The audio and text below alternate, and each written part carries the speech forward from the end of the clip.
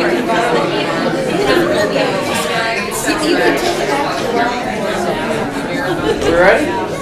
Ready? Okay, folks. Take it away. Thank you. Oh, awesome. Thanks for the way. All right, we're Team UrInfo, and so you can meet who we are. I'm Amy Brokaw. I'm the media specialist K-12 in Payson, Illinois, which is a small rural community in western Illinois.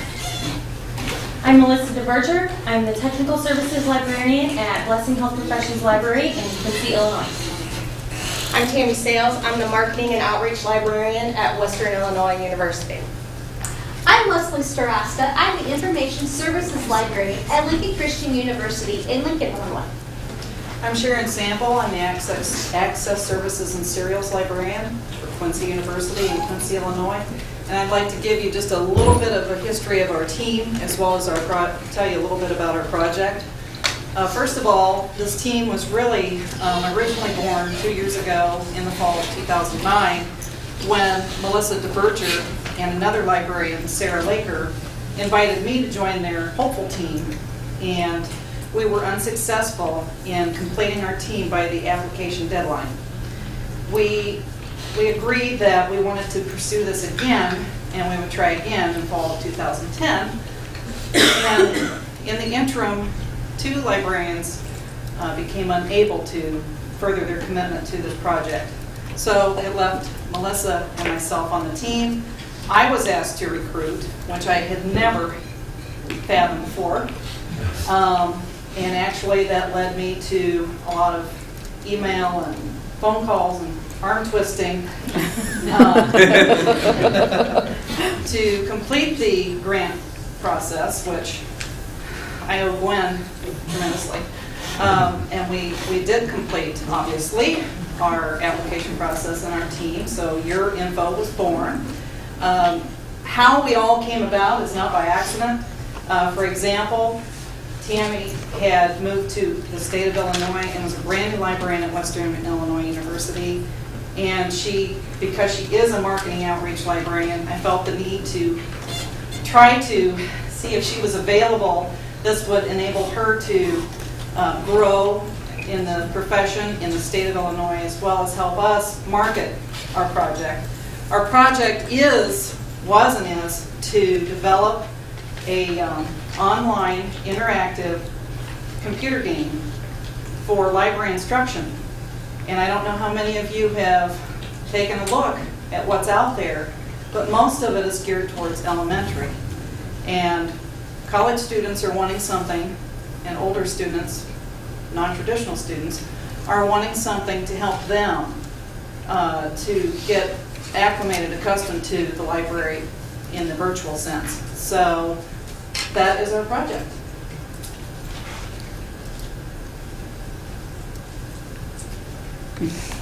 So in the beginning, it really all began when we got here in March, and that's when we had the opportunity to meet each other and get to know each other and start talking about what we wanted to do. We knew we wanted to do a game, but we come from different areas and different backgrounds, and we weren't really sure what game we could create that all 5 of us could actually use in our own libraries.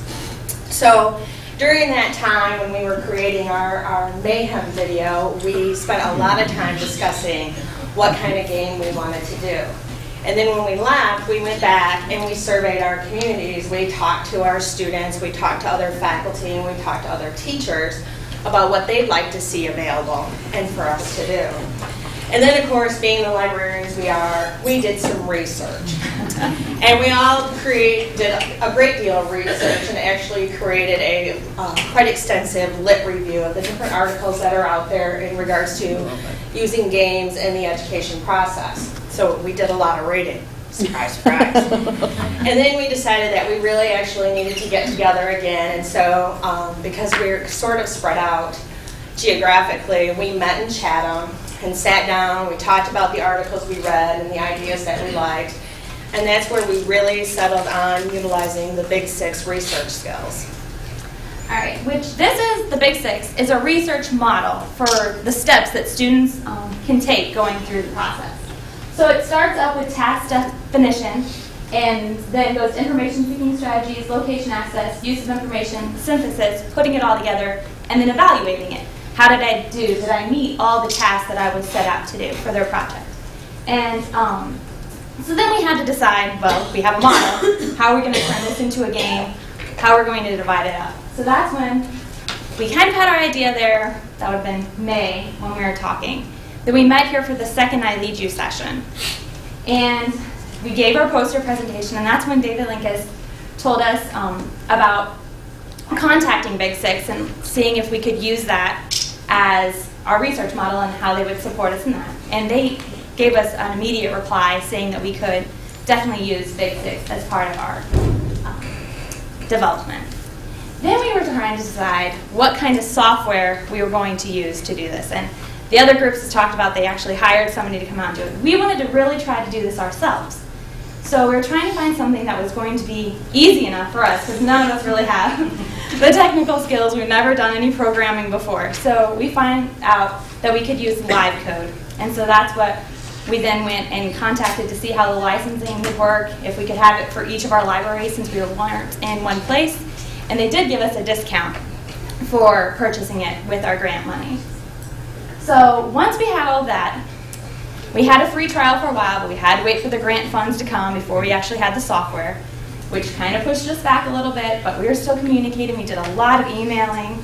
We did meet again in Chatham, and that's when we really sat down and said, all right, we have the steps, we have the software, what is our story going to be?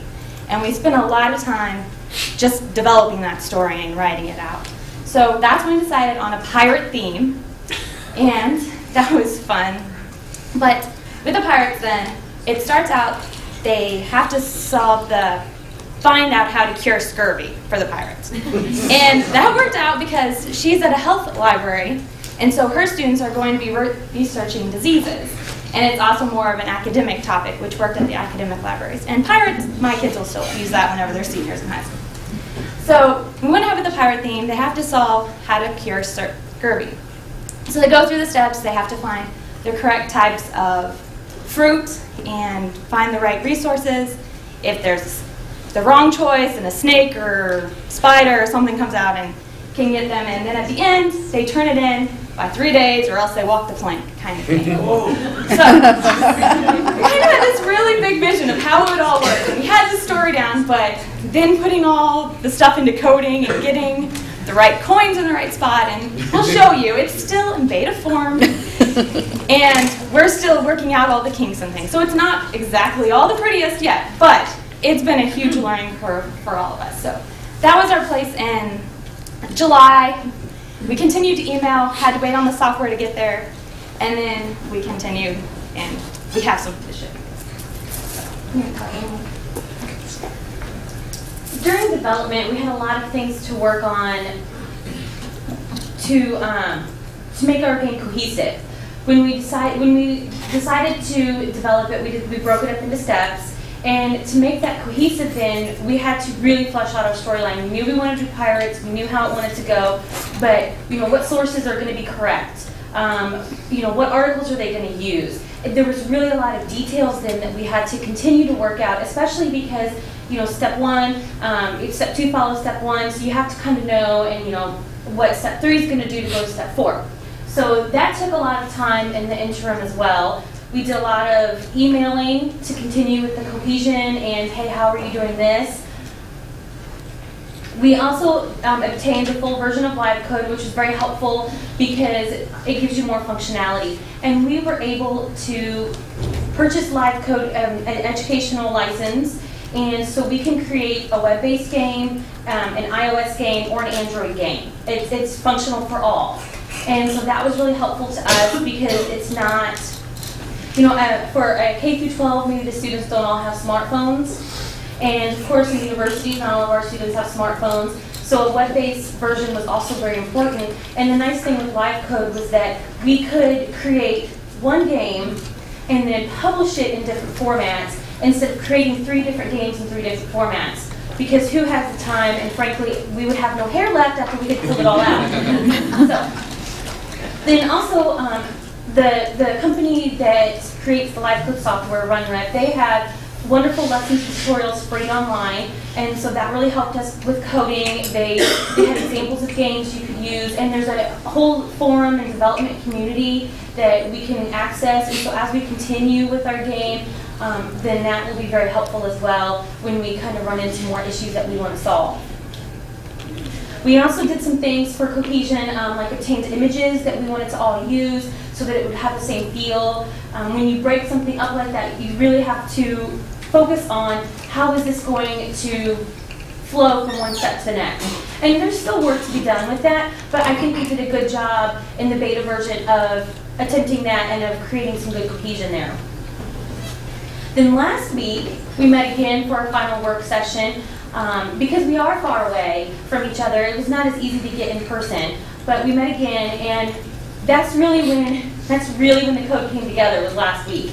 And so what you see is like a week process, because it really just clicked. Our vision was very big, as some other groups have said, and it really clicked last week, and it came together visually and developmental-wise. And so that was a big step for us. And we've been working on it this week and really making it look nice.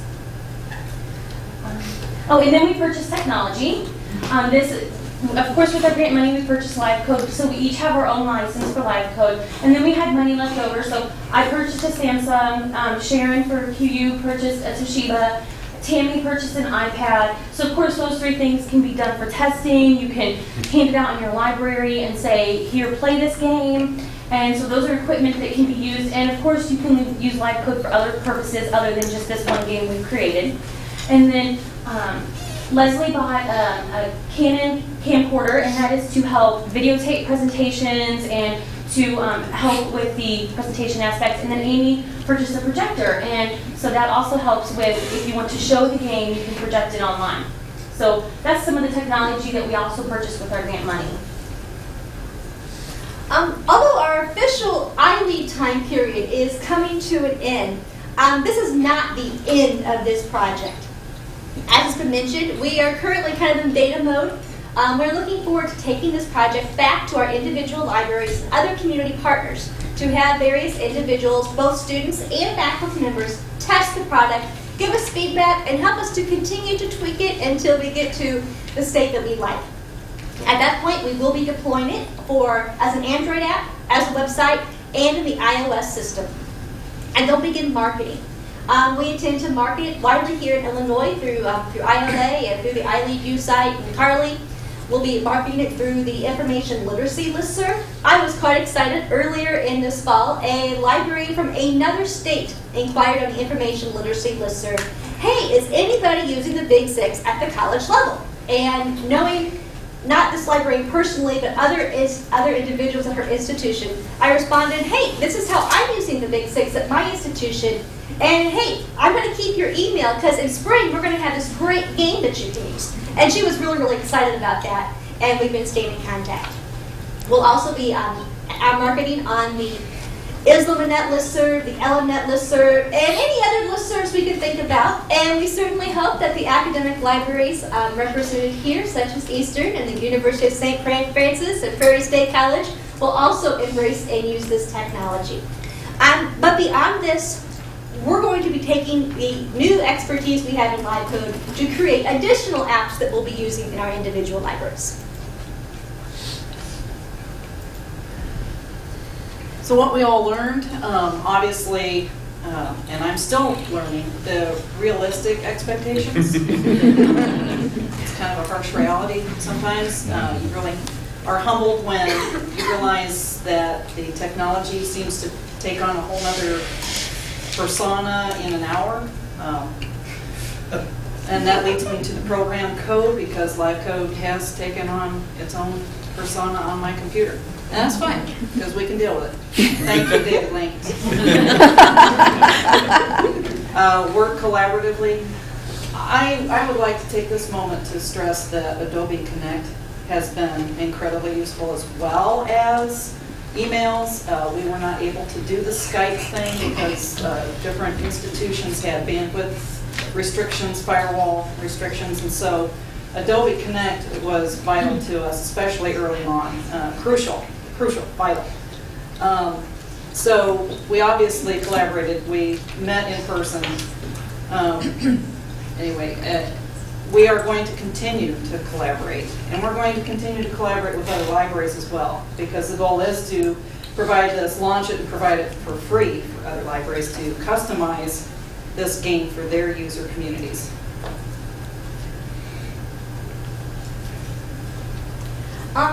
Continuing on this reflection mode, 12 months ago, I never would have dreamed that I would be here participating in ILEAD. Creating a mobile app? No way! It just was not even on my radar at all. But now today, I'm excited to go back and to test this game with my students and with the students at other institutions in my community. I'm excited to go back and create new things with LiveCode. LiveCode has become another tool in my arsenal, just the same as PowerPoint and Camtasia. And so I'm looking forward to the things I can do with that. As a team, we're also very interested in moving forward to obtain potentially additional grant monies to further the game and tighten up the graphics and potentially present it at other conferences and publish about our experiences. That would be my further reflections about the project, is just the huge learning curve that we've had. To start out from the first day, not knowing each other at all, other than Sharon calling me one day after school and saying, hey, do you want to be on this committee with us and go to this grant? I'm like, okay, sure.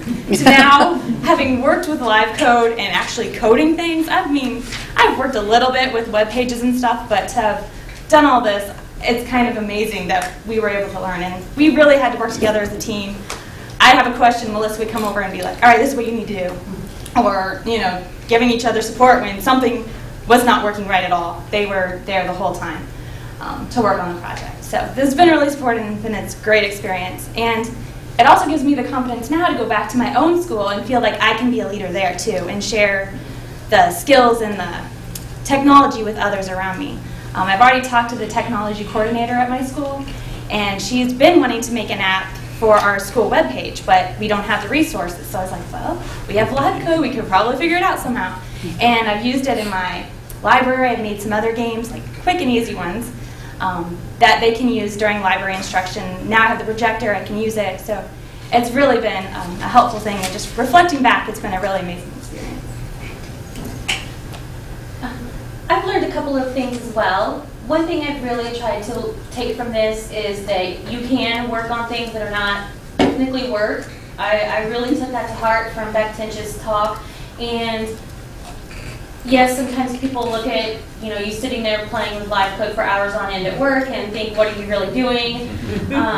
And you know what, it's important. And I feel like those are things that need to be done. Not just LiveCode, but in general, to think outside the box and to have time to be creative and have time to reflect. And so that is one thing I've tried to really take away, is to give myself permission to do that. And the other thing is I really hope to use this in many more avenues. We have a nursing school, and we work a lot with the nursing students on their anxiety during the clinical setting. And anything we can do to prep them before they go to a floor and actually touch a real person always helps. And I've already talked to if you're ever in a hospital with a student, you'll know. They're pretty nervous their first time. And so I've already talked to the person who is in charge of our skills lab. We just received some major grants from the state of Illinois to get simulators. They're these really cool mannequins that breathe and blink and speak, and we can do all this stuff to them. And so this is another thing that we're going to combine and allow our students to, you know, play around with getting medication out of the medical part. And so I've already spoken to the faculty member who's in charge of that, and we're really excited to put this as one more tool to help the students before they get to the floor. So that's something I really am looking forward to. In reflecting on this entire program, it's just one more experience I've had in my life that has reinforced my early academic years, where we really truly learn through play. There's no other way. You have to play.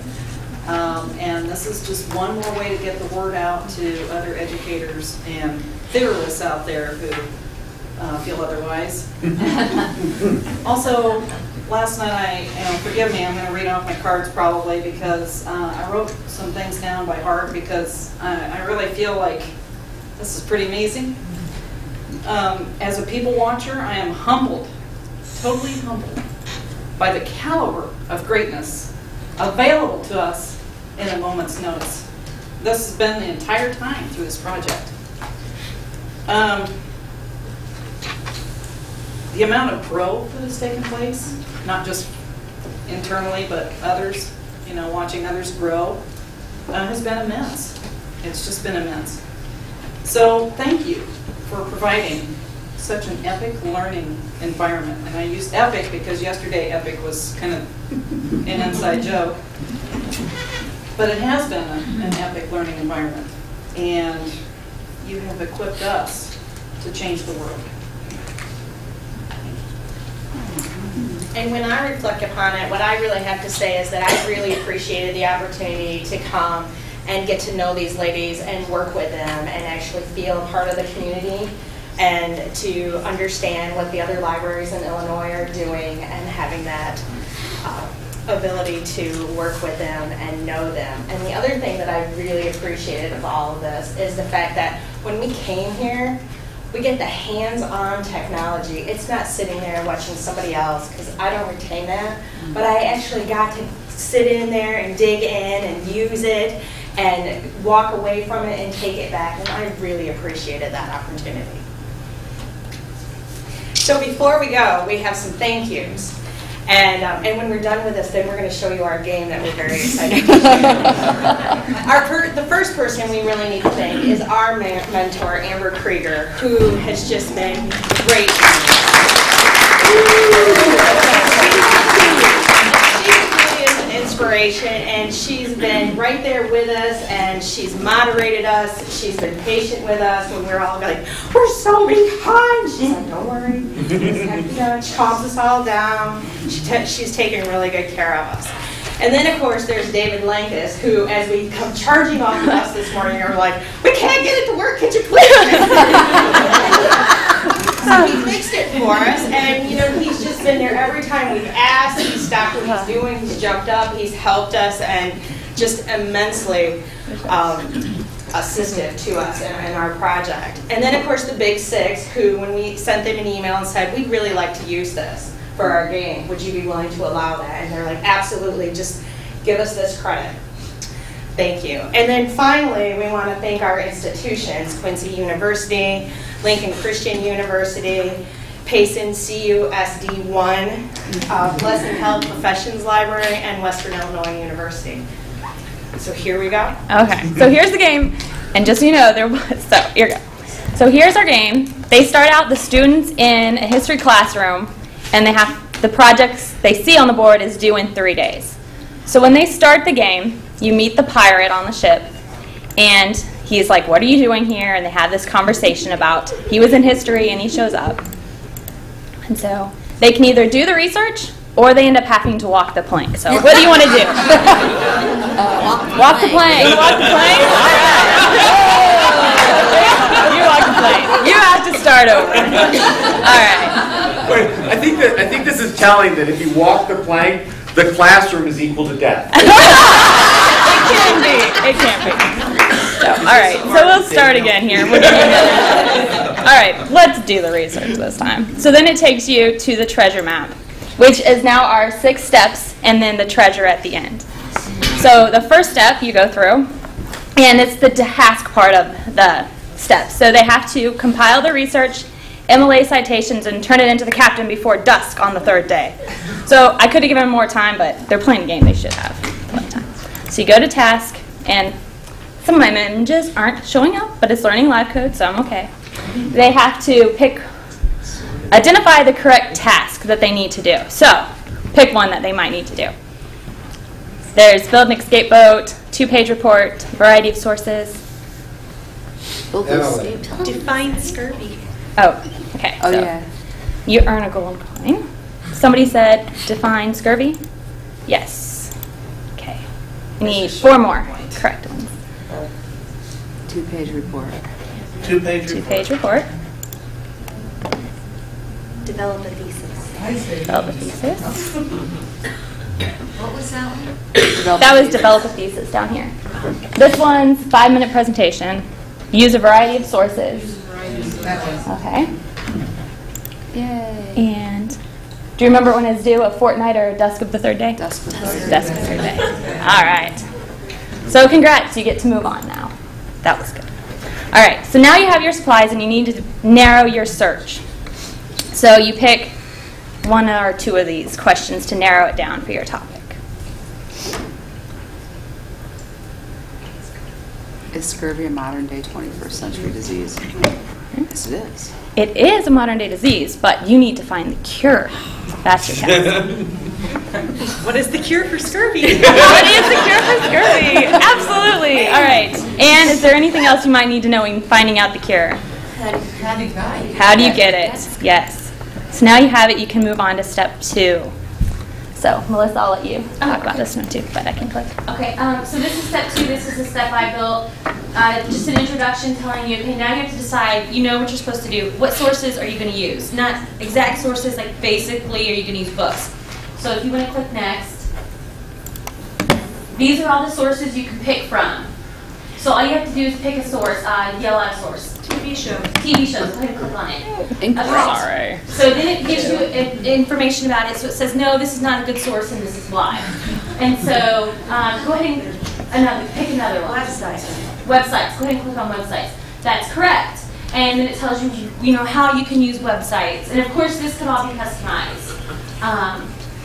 Amy, why don't you go ahead and click next really quickly, and it'll show you like when you're wrong and you're not quite finished. It kind of gives you a hint. So you have like 5 source types, and you can keep going. So pick another one. Sound recording. Sound recordings. Go ahead and click it. That's a cherry. Wrong. The fruit, it has to be something that will help cure scurvy, actually. So if you're thinking vitamin C, you have to pick one of those fruits. Experts. Electronic database, if somebody said experts. Magazines. Magazines. Books. And, books. Is that Lime newspaper? Actually, that would be wrong. A lime is not high in vitamin C. That's part of the research we had to do. So then now you have this step. And then what you can do is you can click on each piece of fruit to learn more about that source type, which of course is not quite filled in, but you could learn more about what magazine articles are appropriate for and what they're not. So there could be all kind of information the student could use, and that's just kind of an optional step for more information. And then next, we go to the next step. Right. Sharon, you want to talk about step 3? Not really. Okay. All right. Step 4. We're working on that one right Yeah, now. we are working on that one. So step 4 is your use of information, where you engage your information and then you extract from that. Go ahead. So you have 4 articles. So you've done your research and you've got 4 articles. What do you do next? Copy the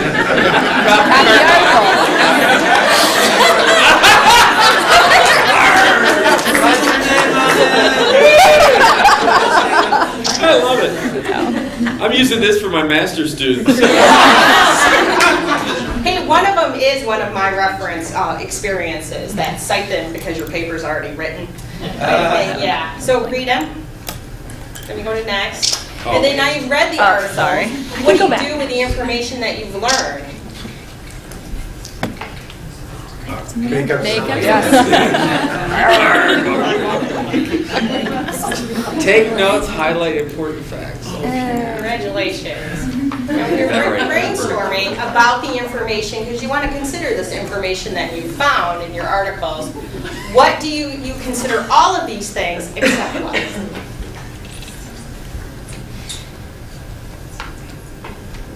5 sources. Correct. And then because you're going to use that information, and this is always an important factor in your paper, how do you copy a sentence into your paper? This is still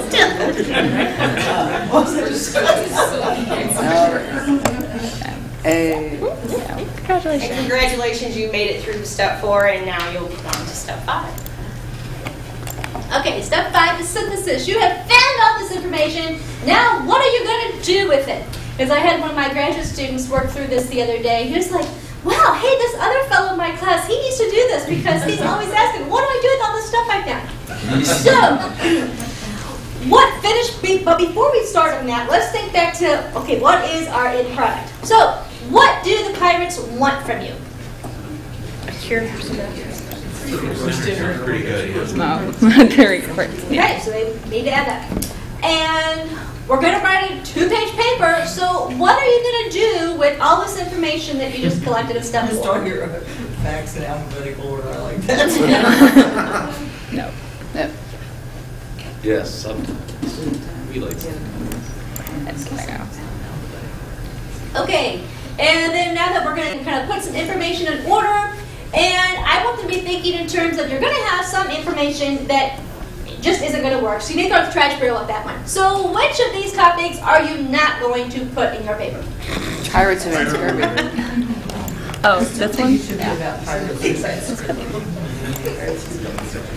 I can read it. Which is the best part? Okay, this slide we're kind of still working on, so we're going to have to go straight through it. My intention is that students will select in what order they want to put those topics, because it's kind of a highly personal thing to decide how you're going to structure your paper. And hopefully after I meet with David, we're going to figure out how to put those topics in order on this screen. So go ahead and hit next. Check your email. And then you have citations. What are you going to do with those nasty citations? We need a citation. Everyone knows.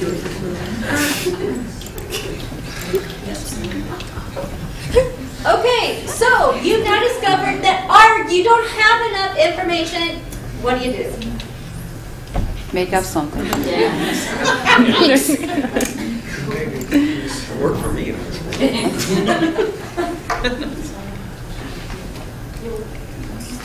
Go back to Last search one. notes, right? Right. Okay, now that you have your body of your paper written, all the composition teachers say write your body first, then go to your introduction and conclusion. So, what thing do you need to make sure is in your introduction? All about me. Yourself. And your conclusion?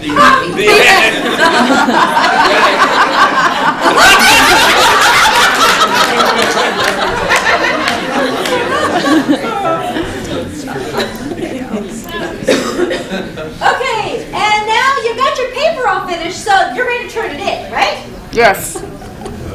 Not quite. You have to work on those citations. Hopefully, you've been doing them all along, but just in case, what exactly do you have to cite?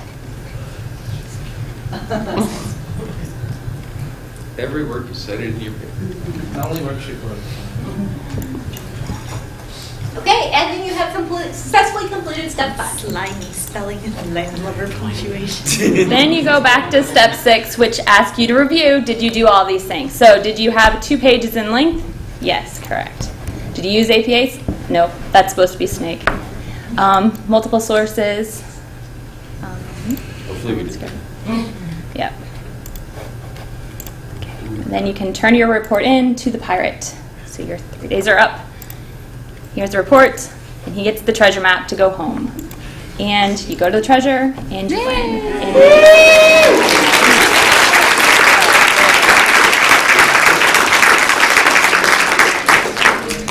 So, do you guys have any questions? Like I said, that was all huge learning for us. So, yes. Oh. Can you give me the URL?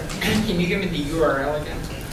We don't have a URL yet because we're still in the beta and development stage.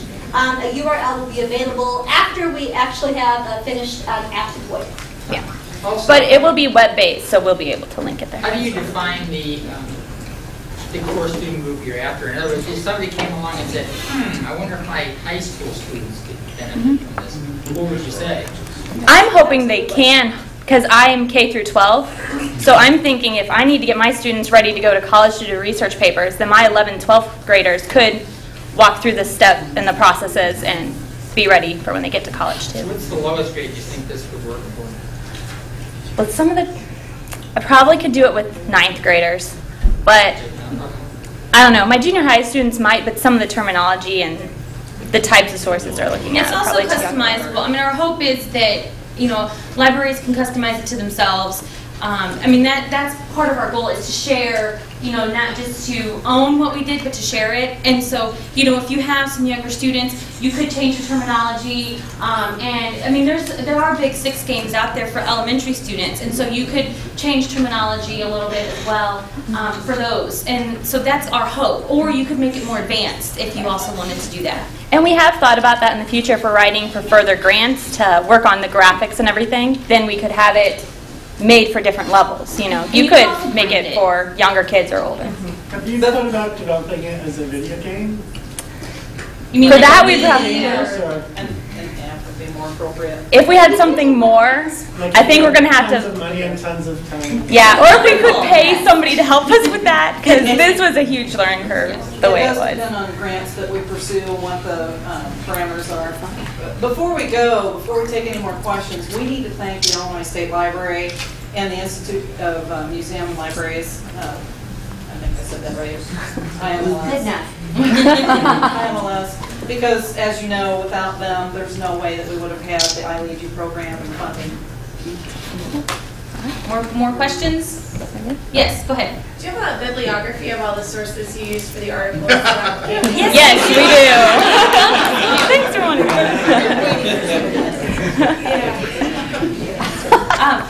we don't have it with us at the moment. Yes, we do have one, and we can share that, and we'll also share our game and some things like that once that gets started. But we can upload our bibliography to Web Junction. That would be great. Yes. Anything else? Amazing.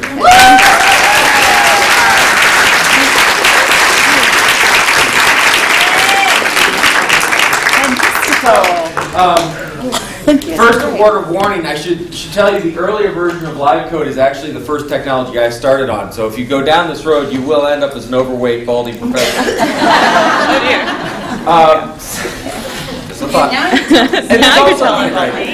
And isn't there also something deep in our psyche that says, I can't wait for that first cocky kid to walk in with a smartphone and say, librarians are so over. You go, I do app development. Back off. All right, we're doing really great. Can I ask if we can reclaim 15 minutes? So instead of meeting back here at 1, can we meet back here at, say, 1:15? I say that because it'll probably end up being 1, but at least if we start with a goal of 1:15. Any other announcements before lunch? We have guests in the audience. We have guests. To give a shout out to them, have them stand up, wave, whatever. Where do we have some guests? Who is joining us? Can I introduce my guest? Please. Okay. I have guest here, and it is Dean Phyllis Self and Assistant Dean Felix Chu from Western Illinois University.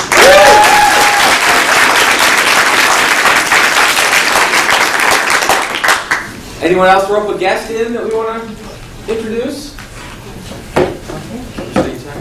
All right, go to lunch. We'll see you at 1:15, and we'll just keep it going. Great.